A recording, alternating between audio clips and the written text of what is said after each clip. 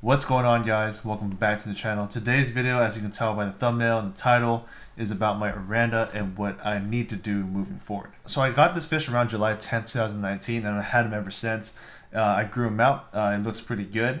And the only bad part is it's been dealing with swim bladder disease for an extended amount of time, like a super long amount of time. So the last time I posted something regular about this goldfish was July 2nd, 2020, and that was when I found the spider nest in the aquarium light. That was when this goldfish was growing out in that makeshift pond I had in my garage.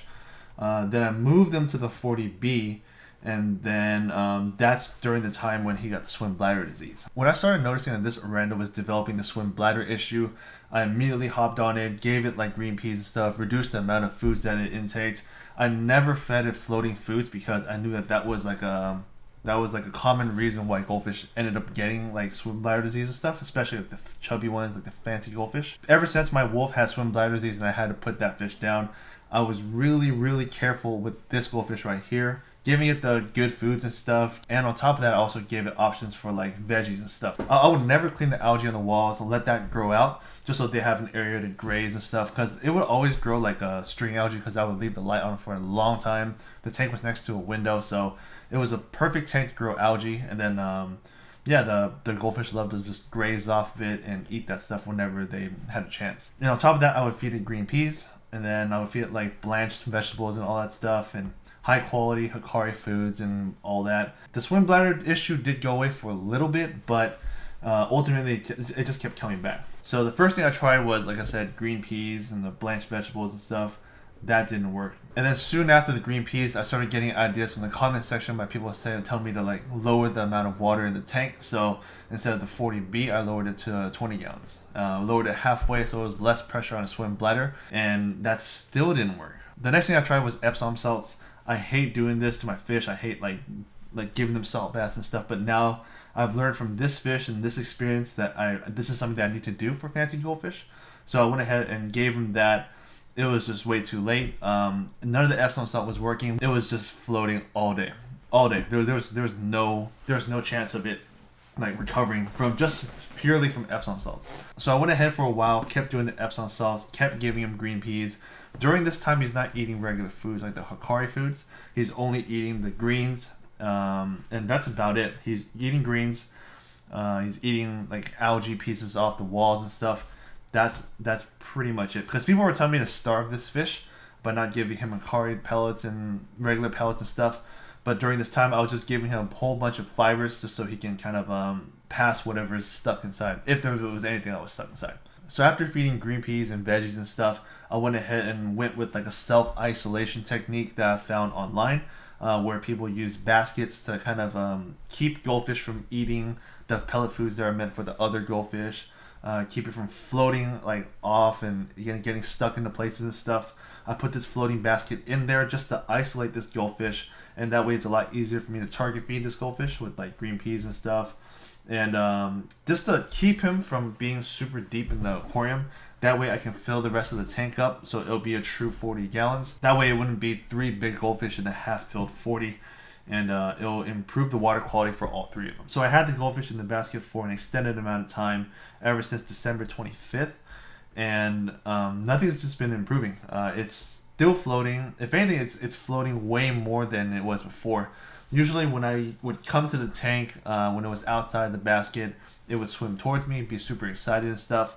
But during this time, that's when it just kind of, it looked like he just accepted that he was going to be upside down, and he just lost excitement and stuff. So that's why I thought that this was a good time to take care of other issues that might influence his swim bladder disease. About 20 days later, I started getting comments from another individual that introduced me to Kenta foods. I wish I found out about this Kenta food way before, when I first started seeing swim bladder disease. But apparently the Kenta food is to help combat swim bladder disease, help your goldfish from floating upside down like this. So I'm glad I know about it now. I learned a lot from this experience, and now I have Kenta food on hand all day. But during this time, this is when I was thinking about operating on its wen. So while he's upside down in the little cage and stuff, his wen started growing like crazily. He hasn't been overeating or anything. If anything, he's lost weight around its belly. The wen outgrew his head for some reason, and it was getting crazily big. Honestly, the wen on this goldfish was growing so crazily that I was getting comments saying like, "Oh, that's a crazy wen. The wen looks good," but the only bad part about that was the wen was covering his eyes, and it was hard for him to see where to go. And I eventually started to hand feed him.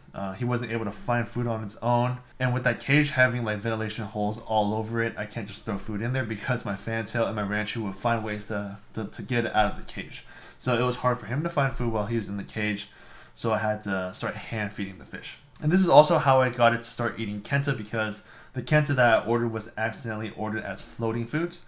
So I had to like soak it and stuff so there's no air, and then slowly hand feed this goldfish. So on January 26th, this is when I started doing the wen surgery. I used clove bud oil to put the fish to sleep, and then I operated on the wen, exposed his eyes, and it was actually pretty good. There was no infections and stuff. When I had put him back into the tank, it was right side up for a little bit. He was good. He sees where he's going, and he went back to normal, floating upside down again. So that's when I started looking into the more serious surgeries, like the syringe method. And I actually already did the syringe method, and just to let you guys know, the syringe method did not work. I'll go ahead and post some videos right now, so if you're kind of like squeamish with surgery videos and stuff, actually I'll go ahead and censor it a little bit so you can see what's going on, but you won't see like the crazy gore. So the reason why I didn't move forward with the swim bladder disease syringe method in the first place is because this method is kind of high risk. If you do it incorrectly, some bad stuff can happen to your goldfish. It has a high risk of not surviving this surgery. You're pretty much inserting a syringe into the side of the goldfish, impacting the swim bladder, and just sucking air out. So inside the goldfish, there's like a little ping pong ball looking thing. And what's wrong with my goldfish is it doesn't know how to release that air. So there's a whole bunch of air trapped inside. What you need to do is get the syringe, stab it into your fish, and pull the air out or the trapped gas out, and then pull your needle out. The reason for this is to relieve all that negative pressure that pulls the fish up. You take the gas out, and that way the fish can kind of like sink towards the bottom. If it wants to swim to the top, it'll just swim to the top a little bit, do whatever it needs to do, and then go back down. That's a lot better than floating upside down all day. So I moved forward with the surgery last week, and at first it went well, and then towards the night and stuff, it was like about 5 hours later, the goldfish started floating again. I'm not 100% sure if this goldfish will ever recover, because that was like the extreme surgery that a lot of people go towards. Inserting the needle, pulling the trapped gas out, and then that would usually help solve the issue. But since it started floating again immediately, I don't think there's any other surgery that I can do on this goldfish, and I'm not too sure if there's anything I can do at all, actually. I don't think this goldfish can recover. The goldfish isn't as active as it was before. It never gets excited anymore as it was, and I'm not 100% sure if this goldfish is in pain or not. So from doing my research with the swim bladder needle injection method, a lot of people were saying that when the swim bladder is like super big inside the body, it doesn't leave room for organs and stuff to grow. So the longer that you leave your fish like this, it'll impact the organs around it, and it wouldn't allow it to develop fully. And then on top of that, I'm looking at my goldfish, and it lost so much weight from being in the cage and stuff. I don't know if it's living a good life right now. So I've been doing a lot of thinking. I got a lot of people on my right telling me to do more stuff, do more surgeries on it, give it some more time. And then I got people on my left that are just telling me to just put it down, just take it out of its misery. It's not as happy as it was before, and it's not living a life a fancy goldfish is supposed to live.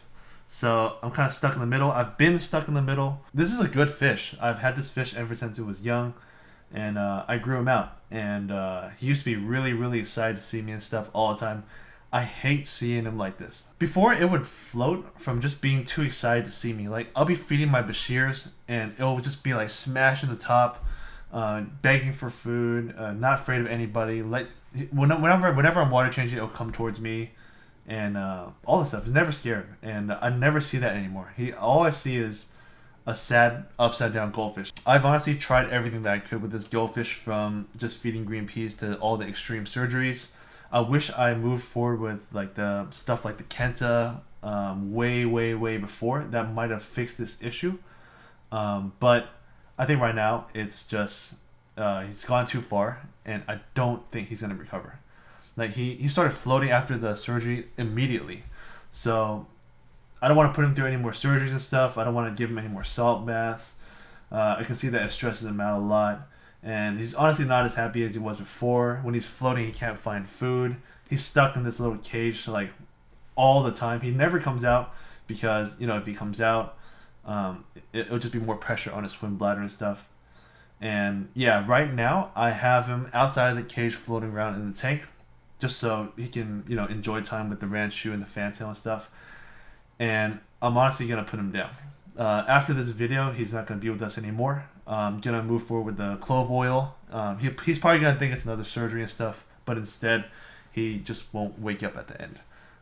Clove oil is a very humane way to put down fish. It's a technique that a lot of people use. Don't freeze your fish. Don't smash it against a wall and stuff. Just go ahead and get some clove bud oil. Euthanize your fish, and it will be painless.